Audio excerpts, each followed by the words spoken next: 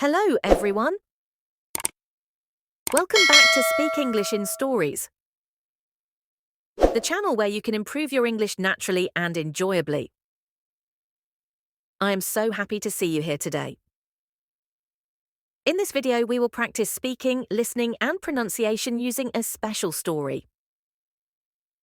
By the end of this video, you will enjoy a captivating tale and also strengthen your English fluency, confidence, and speaking skills. Listen carefully to each sentence, then pause the video and repeat exactly what I say.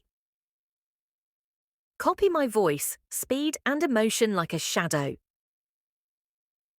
This method will help you speak English more naturally and confidently.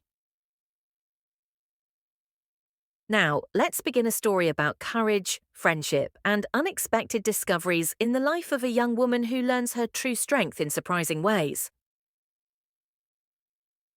My name is Lily Thompson. I am 25 years old, and I work as a junior editor in a small publishing company in Seattle.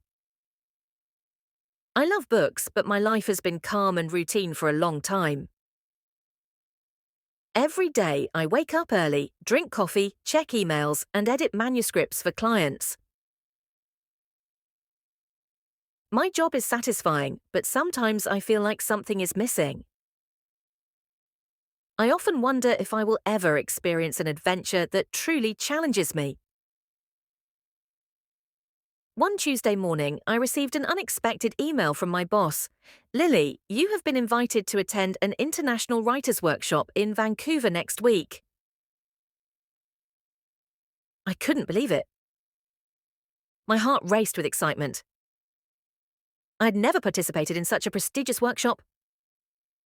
My mind filled with both anticipation and anxiety. Could I really present my ideas to accomplished writers? This was a once-in-a-lifetime opportunity, and I knew I couldn't miss it. I felt nervous but thrilled. I immediately began preparing my presentation. I spent hours selecting the best chapters, organizing notes, and rehearsing in front of the mirror. At first I felt confident, but soon anxiety crept in. What if I stumble on my words? What if the workshop attendees do not like my work? What if I embarrass myself in front of so many talented writers? My thoughts raced and my chest felt tight. I packed my laptop and documents, then rushed to the airport. Traffic was terrible and I watched the minutes slip away, my heart beating faster with every red light. Finally, I reached the gate with minutes to spare. My hands were trembling and my stomach knotted with nervousness. I took a deep breath, closed my eyes and whispered, "You can do this, Lily. Stay calm." On the plane, I noticed a young woman sitting next to me. She smiled warmly and asked, "Are you attending the writers' workshop?" I nodded shyly. "I'm Mia," she said. "Maybe we can help each other practice." Her friendly tone calmed me, and I realized that having someone to share the experience with made everything less frightening. During the flight, we exchanged ideas, practiced presentations, and encouraged each other. By the time we landed in Vancouver, I felt more confident than I had imagined. My heart still beat fast, but I had a glimmer of self-assurance I hadn't felt before. Arriving at the workshop, I saw a large conference hall bustling with people, cameras, and participants. Anxiety hit me again. Booths were colourful and crowded. Writers were setting up displays, discussing books, and adjusting lights and materials. Judges walked around, observing closely, and my stomach twisted with nerves.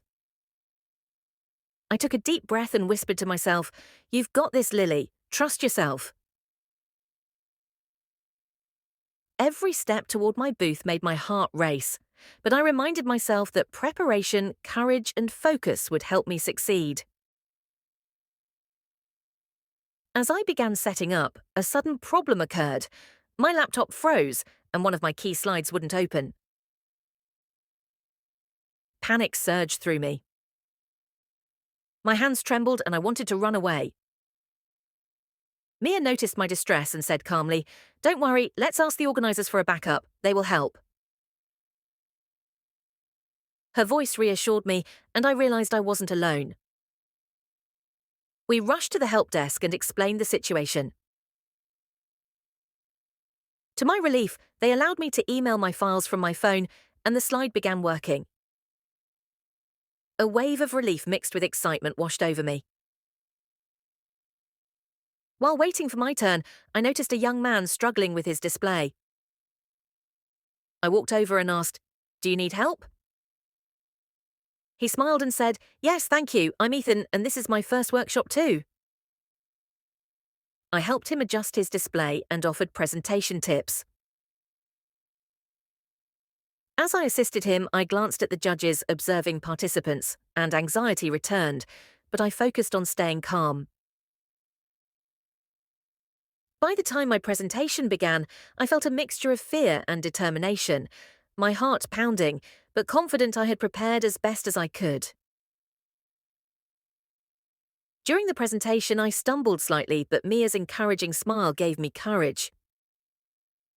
I continued speaking, sharing my ideas passionately. The audience clapped after each point. Ethan waved at me from the back, giving me a reassuring nod. By the end, I felt exhilarated. I had done it. The judges approached me afterward, praising my creativity and clear delivery. I felt proud, and a new confidence bloomed inside me. After the workshop, Mia suggested we explore the city. We walked through streets filled with lights, music, and art galleries. As we entered a small antique bookstore, something magical happened. A soft golden glow emerged from an old book on a shelf. I reached out and touched it, and suddenly the store seemed alive with whispers and warmth. Ethan, who had followed us, looked amazed. The book contained letters from writers of decades past, sharing stories of courage, love, and creativity. I realized that the same inspiration that guided past writers now touched me. Mia and Ethan joined me as we read the letters together, laughing, crying, and sharing ideas. That night, the three of us talked until the store closed, and I felt an incredible connection with both. Something in me shifted, a new sense of purpose and wonder filled my heart. In the following days, we explored Vancouver together, discussing stories, dreams, and our passions. We attended workshops, talked to authors, and even co-created a short story for a local magazine. I realized that friendship and collaboration could bring more joy and growth than I had ever imagined. By the time I returned to Seattle, I felt changed, braver, more confident, and more open to new experiences. From that adventure, I learned that sometimes unexpected opportunities lead to the greatest discoveries. Meeting Mia and Ethan showed me the power of support and friendship.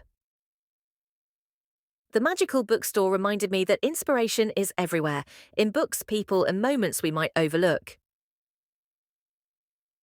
Now, I know that courage is not the absence of fear, but acting despite it. Creativity and connection can transform ordinary days into extraordinary memories. Now it's your turn to practice English. Go back to the story and pause after each sentence. Repeat after me using the shadowing technique.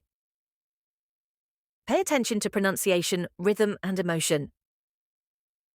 Daily practice will make your English more fluent and natural.